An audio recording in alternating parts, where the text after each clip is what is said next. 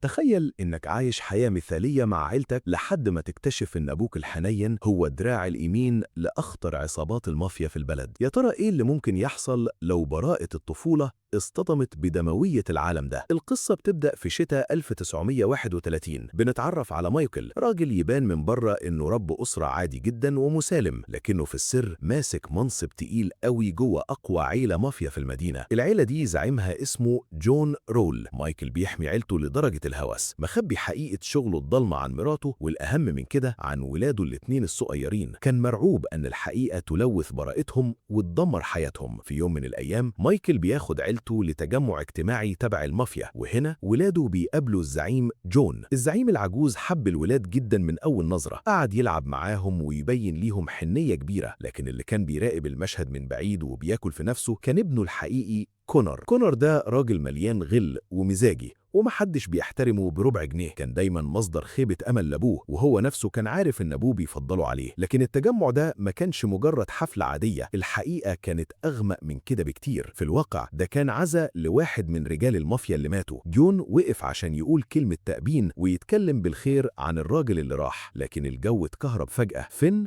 أخو الراجل اللي مات وقف عشان يتكلم، وبدل ما يرثي أخوه فين بدأ يفتح النار على الكل. اتهم جون علنا إنه هو اللي دبر موت أخوه، وقالها صريحة إن جون قتله عن قصد. ومع استمرار فين في هجومه التوتر في الأوضة بقى يخنق. مايكل أدرك إن فين لو كمل هيبوظ الدنيا وهيقلل من احترام الزعيم. في اللحظة دي مايكل اتدخل بسرعة، أخد فين بره الأوضة وركبه عربية عشان يهدى شوية. كونر لقى دي فرصته عشان يثبت نفسه، قال لأبوه إنه هيروح يتكلم مع فين ويوضح سوء التفاهم. لكن جون كان عارف إن ابنه متهور وخطرة بيمشي على الأرض، عشان كده أمر مايكل إنه يروح مع كونر، واداله تعليمات صارمة إن كونر يتكلم بس وما يعملش أي حركة غبية أو عنيفة. بعد ما الموقف هدي مؤقتا بره، الحفلة كملت جوه. جون قعد يعزف على البيانو ومايكل راح قعد جنبه. عزفوا مع بعض مقطوعة بينت قد إيه علاقتهم قوية، كأنهم أب وابنه. ومن بعيد كونر كان بيراقبهم وبيضحك ضحكة باردة وغامضة. دي ما كانتش ضحكة عادية، دي ضحكة واحد الغيرة بتاكل في قلبه. أدرك إن أبوه بيحب دراعه اليمين أكتر من دمه ولحمه. وفي نفس الليلة دي سر مايكل كان على وشك إنه ينكشف، ومن أقرب الناس ليه بيتر ابن مايكل الصغير صحي مفزوع من كابوس. راح صح أخوه الكبير جونيور، وبدأوا يتوشوشوا عن أبوهم. كانوا بيسألوا نفسهم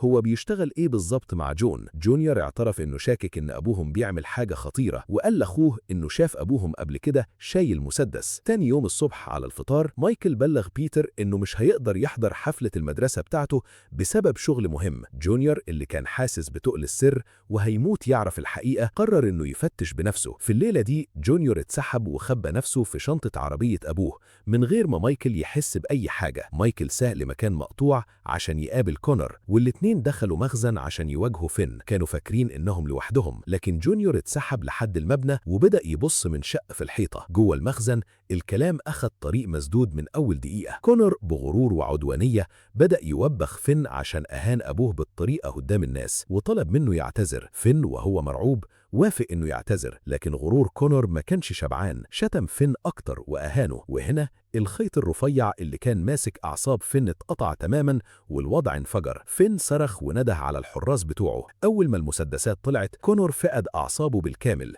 ضرب فين بالرصاص في راسه من مسافة قريبة وقتله في لحظتها. مايكل أدرك إن الموقف خرج بره السيطرة تماما، واضطر يسحب مسدسه ويقتل حراس فين الاتنين عشان يحمي كونر. جونيور كان بيراقب الإعدام الدموي ده وهو متجمد من الرعب، وبينما مايكل وكونر بيحاولوا ينظفوا الفوضى اللي حصلت سمعوا صوت بره. طلعوا بسرعة واكتشفوا وجود جونيور. مايكل اتصدم لما شاف ابنه هناك، عينين كونر ضاقت بشك، لكن مايكل مسك جونيور وهزه بعنف وطلب منه يقفل بقه تماما، وأمره ينسى أي حاجة شافها النهاردة. لو القصة شداك وعايز تعرف نهاية الصراع الدموي ده إيه، ما تنساش تعمل لايك وتكمل معايا لأن اللي جاي أصعب بكتير. مايكل أخد ابنه المنهار في العربية ورجعوا البيت. في الطريق جونيور سأل أبوه إذا كانت أمه تعرف حاجة عن الحياة دي. مايكل اعترف إنها تعرف، وشرح له إن ده شغله وده الحمل اللي هو شايله عشان عيلته تعيش، لكنه أكد له على صرامة إن جونيور ممنوع يجيب سيرة الموضوع ده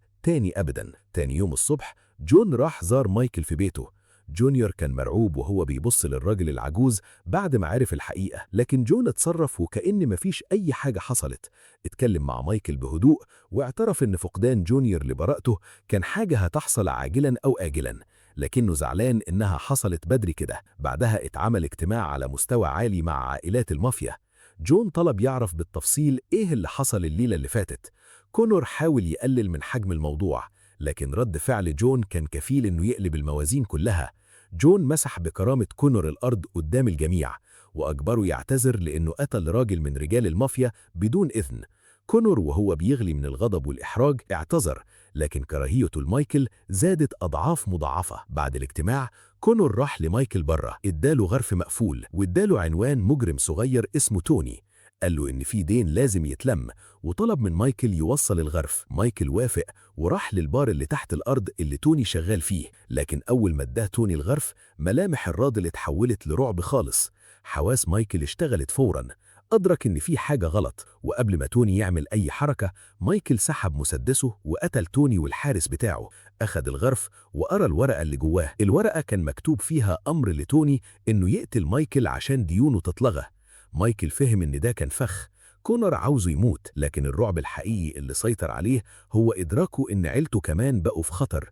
جري على كابين التليفون عشان يكلم البيت، لكن الخط كان مقطوع. الرعب تملكه تماما. في نفس الوقت في بيت مايكل مراته كانت بتحمي ابنهم الصغير بيتر. مجرم لابس ماسك اقتحم الحمام فجأة وقتلهم هما الاتنين بدم بارد. جونيور اللي كان مبعوث من المدرسة متأخر بسبب خناقة وصل البيت. وصل في اللحظة اللي القاتل كان خارج فيها من الباب. القاتل شال الماسك وظهر وشه كان كونور. جونيور استخبى وهو مرعوب ووحيد في الدنيا. مايكل وصل البيت وقلبه هيقف من الخوف. لقى جونيور مستخبي في الضلمة. جري على فوق واكتشف المشهد المرعب، مراته وبيتر ماتوا. عالمه كله انهار في لحظة. على الناحية التانية من المدينة جون عرف باللي كونور عمله. ضرب ابنه بوحشية وهو في قمة غضبه، وقال له انه بيتمنى لو ما كانش اتولد اصلا، لكنه كان عارف العواقب. مايكل هيجي وراهم. وبرغم كل اللي حصل جون ما قدرش يسيب ابنه يتقتل. مايكل كان عارف انه مش هينفع يفضل مكانه. جهز شنطة وأخد جونيور وهربوا من المدينة في نص الليل. مايكل عارف عادات كونور، فراح بعربيته لفندق كونور دايما بينزل فيه. ركن العربية وإدى مسدس لجونيور وقال له يراقب الساعة. لو مايكل مرجعش خلال 5 دقايق جونيور لازم يهرب. مايكل دخل الفندق وهو مستعد ينهي كل حاجة. كسر باب أوضة كونور برجله، لكن كونور ما كانش جوه. بدل منه لقى واحد من رجالة جون مستنيه. الراجل قال لمايكل إن جون عارف كل حاجة، وزقله شنطة مليانة 25,000 دولار على الترابيزة، وقال له دي كتعويض عشان ينسى. طلب من مايكل ياخد الفلوس ويسيب المدينة وينسى إن ده حصل أصلا. مايكل بصله ببرود شديد وما اتحركش. رفع مسدسه على راس الراجل وقال له إن الموضوع ما بقاش يخص الفلوس. الراجل اترجاه يسيبه يعيش وهو بيتهده وبيقول أنا مجرد مرسال. مايكل بص في عينيه بنظرة كلها موت وقال له وأنا كمان مرسال، وضغط على الزناد وقتل الراجل وبعت رسالة دموية واضحة لجون. الحرب بدأت. مايكل ساق بسرعة ورجع للعربية اللي جونيور كان مستنيه فيها، وهربوا من المدينة متجهين لشيكاغو. وجهتهم كانت منطقة لزعيم عصابة قوي جدا اسمه فرانك. لما وصلوا مايكل ساب جونيور في مكان آمن وراح لوحده لمكتب فرانك. عرض عليه عرض جريء جدا يساعده يقتل كونور، وفي المقابل مايكل هيعلن ولاءه وخدمته لفرانك طول العمر. لكن فرانك رفض ونصح مايكل انه يبعد عن طريق الانتقام ده وينسى الموضوع. مايكل من غير ما يتهز قال له ببرود انه هيقتل كونور سواء فرانك ساعده او لا، ومشي. وفجأة اول ما مايكل خرج فرانك دخل أوضة تانية. الصدمة إن جون وكونور كانوا مستنيين جوه. فرانك بلغ جون إن مايكل مصمم ومش هيقف، وخير جون بين اختيارين صعبين جدا، يا يقف مع مايكل أخلص رجاله يا يحمي ابنه المشكل جي كونور. جون أخذ قراره، أمر بقتل مايكل، وعشان يتأكدوا إن المهمة هتتم أجروا أخطر قاتل مأجور في البلد، سفاح ما بيرحمش اسمه هارلون. ادوا هارلون كل التفاصيل عن مايكل، والأهم من كده أمروه يقتل جونيور كمان عشان يمحوا أي شهود أو تهديد في المستقبل. هارلون بدأ رحلة الصيد. في الوقت ده مايكل كلم أخته عشان يسيب جونيور معاها في أمان، لكن هارلون اللي كان مراقب تليفوناتهم سمع المكالمة وعرف خطتهم واتحرك عشان يقطع عليهم الطريق. مايكل وجونيور اللي ما كانوش حاسين بالخطر اللي بيقرب كملوا طريقهم. بعد ساعات من السواقة وقفوا عند مطعم على الطريق. مايكل سأل جونيور لو جعان، لكن الولد رفض ياكل. مايكل دخل لوحده عشان يجيب أكل، وأول ما دخل هارلون دخل وراه. كان في ضابط شرطة موجود في المطعم، لكن هارلون كان بجح ومش خايف من حاجة. مشي بهدوء وثقة وقعد في الترابيزة اللي قصاد مايكل بالظبط. بدأوا يتكلموا كلام كله شد وتوتر، ومايكل لقطها بسرعة وعرف مين هارلون وعاوز ايه. بسرعة بديهة مايكل عمل نفسه سكران وبدأ يتقل في الكلام ويتصرف كأنه دايخ، واستأذن عشان يدخل الحمام. هارلون ضحك، كان فاكر ان دي محاولة يائسة عشان يعطله، وسابه يروح. لكن مايكل ما دخلش الحمام أصلا، هرب من باب خلفي، جري على عربيته وطار بيها مع جونيور. هارلون أدرك إنه اتخدع فجري بره وبدأ يضرب نار بشكل عشوائي على العربية اللي بتهرب، لكنهم قدروا يفلتوا. هارلون اتجنن من الغضب وطلع غله في الضابط الشرطة البريء اللي كان في المطعم وقتله قبل ما يكمل مطاردة. على بعد أميال الأدرينالين اللي في دم مايكل اتحول لغضب أعمى. زعق لجونيور وعنفه بشدة لأنه ما كانش مصحصح وملاحظ القاتل المأجور. صرخ فيه وقال له إنه لازم يكون واخد باله طول الوقت، وشرح له إنه لو كان اتحرك حركة واحدة غلط في المطعم ده كان زمانه ميت. جونيور كان مرعوب من عصبية أبوه. مايكل هدى نفسه وبدأ يشرح له خطته الجديدة عشان ينتقموا ويدمروا المافيا. هيسرقوا البنوك اللي المافيا مخبية فيها فلوسها. قال له إنه محتاج مساعدته، وأول خطوة إنه يتعلم السواقة عشان هو اللي هيهرب بيهم بالعربية. مايكل بدأ يعلم جونيور السواقة، والولد اتعلم بسرعة جدا وبدأوا سلسلة سرقاتهم بنك ورا التاني من بنوك المافيا. مايكل كان بيدخل البنوك ويطلب فلوس المافيا من المديرين، وكان بيسيب لهم نسبة صغيرة عشان يضمن سكوتهم. جونيور أثبت إنه سواق هرب ماهر، وعملياتهم كانت ماشية زي الساعة. وهم بيحتفلوا وبياكلوا في مطعم، جونيور وهو مبسوط طلب نصيبه من الغنيمة. ولما مايكل سأله عاوز كام، جونيور ببساطة طلب $200 وكان فاكر إن ده مبلغ خيالي. مايكل ضحك وقال لابنه إنه كان المفروض يطلب أكتر من كده. نرجع للمدينة. كونور كان هيتجنن من قعدته في البيت الآمن ومش عارف يوصل لأبوه، فراح يقابل فرانك. عرف هناك إن مايكل بيدمر إمبراطوريتهم المالية حتة حتة وبيمسح بنوكهم. فرانك كان بيغلي بسبب خسارة الفلوس والهيبة. كونور بغروره المعتاد أعلن إنه ما بقاش محتاج حماية فرانك، وقال إنه قريب جدا هيبقى زعيم المدينة كلها، وساب المكان ومشي. في الوقت ده مايكل استهدف بنك جديد، لكن المفاجأة اللي ما كانتش على البال إن البنك كان فاضي تماما من فلوس المافيا. المافيا كانت سحبت كل فلوسها. المدير المرعوب مع ذلك اعترف بمكان محاسب المافيا. مايكل أخد جونيور معاه وأكد عليه تاني إنه لازم يفضل مصحصح. اقتحم مكتب المحاسب وهو رافع مسدسه وطلب الدفتر اللي فيه كل الحسابات المالية للمافيا. لكن اللي مايكل ما كانش يعرفه إن هارلون كان متوقع الخطوة دي وكان مستنيه في المبنى اللي قصاد الشارع. لما هارلون شاف مايكل وصل أخد وضعيته جوه المكتب. المحاسب سلم الدفتر، وفي اللحظة دي هارلون فتح النار ببندقية قنص. الرصاص كسر شبابيك المكتب 100 حتة. مايكل رد بضرب النار، لكن رصاصته طاشت وضربت في حاجز إزاز. حتة إزاز كبيرة طارت ودخلت في وش هارلون وعورته جامد. مايكل خطف الدفتر وهربوا للعربية. وهم بيهربوا بأقصى سرعة، هارلون برغم إصابته قدر يضرب رصاصة أخيرة. الرصاصة استقرت في كتف مايكل. جونيور داس بنزين على الآخر وساق بتهور عشان يهربوا. بعدوا مسافة كبيرة، لكن مايكل كان بينزف بسرعة وفي النهاية فقد الوعي. جونيور وقف العربية عند مزرعة معزولة وفضل يصرخ يطلب المساعدة. زوجين مزارعين عواجيز خرجوا، أخدوهم لجوه وساعدوا يطلع الرصاصة وأنقذوا حياة مايكل. مايكل وجونيور قعدوا في المزرعة لحد ما مايكل يتعافى. في الفترة دي مايكل كان بيبص بفخر لجونيور وهو بيساعد المزارع في شغل المزرعة، وشاف لمحة من الحياة الطبيعية اللي كان ممكن ابنه يعيشها. في ليلة جونيور سأل أبوه ليه دايما كان بيبان إنه بيحب بيتر أكتر، وهنا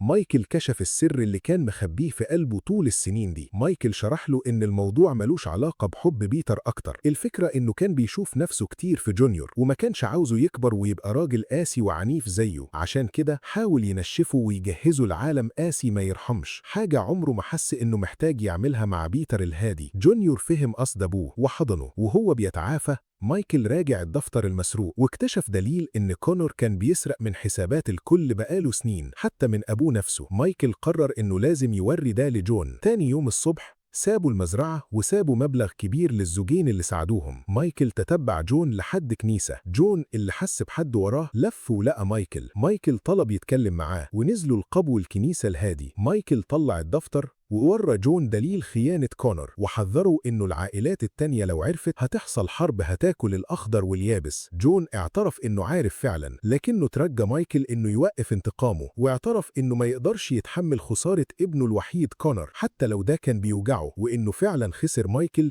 اللي كان بيعتبره زي ابنه. مايكل سابه ومشي، وعزيمته بقت حديد، بقى عارف هو لازم يعمل ايه. راح لمخبأ وجمع رشاش تقيل حتة حتة بمنتهى الدقة، وكتب رسالة أخيرة لجونيور لأنه كان عارف إنه بنسبة كبيرة مش هيعيش لليلة دي. ساب الرسالة واتحرك، لكن جونيور كان صاحي وقرأ الرسالة أول ما أبوه مشي. في الوقت ده جون خرج من مبنى ورايح لعربيته، واكتشف إن السواق بتاعه مقتول. عرف إن ساعته جت. مايكل ظهر من الضلمة، قتل كل حراس جون ببرود، بينما جون كان واقف مديله ظهره متقبل مصيره. أخيرا مايكل واجه الراجل اللي كان بمثابة أب ليه، والدموع في عينيه رفع مسدسه وقتل جون. لكن مهمته لسه ما خلصتش. مايكل كلم فرانك وبلغه إن جون مات، وهدده، قال له يقول له مكان كونور فين وإلا هو اللي عليه الدور. فرانك سلم كونور واداله مكانه. مايكل راح الفندق وكسر باب أوضة كونور برجله، ولقاه مستخبي في البانيو مرعوب. من غير ولا كلمة مايكل ضربه 3 رصاصات، وأخيرا أخد طار عيلته. بعد ما انتقامه خلص مايكل رجع لجونيور. الولد كان طاير من الفرحة لما شاف أبوه عايش. سابوا الحياة الإجرامية ورا ظهرهم وعزلوا لمكان بعيد في بيت على البحر، وعاشوا حياة هادية ومبسوطة لفترة. لكن الماضي المظلم عمره ما بيسيب حد يهرب بالسهولة دي. في يوم ومايكل داخل بيته، هارلون بوشه المتشوه ومليان غل ظهر من الضلمة وضرب مايكل رصاصتين في صدره. هارلون اللي كان دايما بيشتغل باحترافية وقف فوق مايكل وهو بيموت، وبدأ يصور الجثة كدليل على إنه خلص المهمة. وفجأة جونيور ظهر وهو ماسك مسدس وموجهه ناحية هارلون. مايكل وهو بياخد آخر أنفاسه اترجى جونيور إنه ما يضربش نار. كان بيحاول باستماتة يمنع ابنه من إنه يتخطى الخط الأخير ويبقى قاتل زيه. هارلون اتجاهل التهديد ومشي ناحية جونيور. جونيور ضغط على الزناد وقتل هارلون في لحظتها. جري على أبوه بسرعة. مايكل استغل آخر لحظات في حياته عشان يتأسف له مرارا وتكرارا. قلبه كان مكسور لأنه فشل يحمي ابنه من العنف اللي دمر حياته هو شخصيا، ومات في حضن جونيور. الأيام بتمر. جونيور اللي ما قدرش يعيش في البيت ده تاني لما حاجاته ومشي، رجع للمزرعة اللي كانوا لقوا فيها الأمان قبل كده. المزارع العجوز رحب بيه تاني، وجونيور استقر عشان يعيش حياة أبسط وأهدى معاهم.